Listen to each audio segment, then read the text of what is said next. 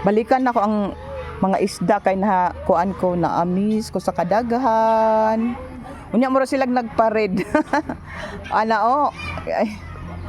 Wow, grabe ang ka-color oy. Dark color, orange. Napay daghan bird dito oh. La. Madlok man ko kay basig. Hala. I wanna touch you. I wanna touch you. I wanna touch you.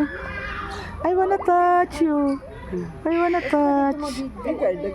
I wanna touch you. Yes. I wanna touch you.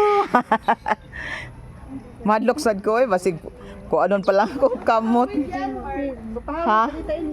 Oo, pawid sila. Pahawid na sila? Amo ba? Kuan lang yan, touch mo lang yan. Pwede di ay, sige daw. Pahawid daw. Kahit isa lang pa-touch. Na, nagbuka-buka man yung madlog. Oh. Nila bahog.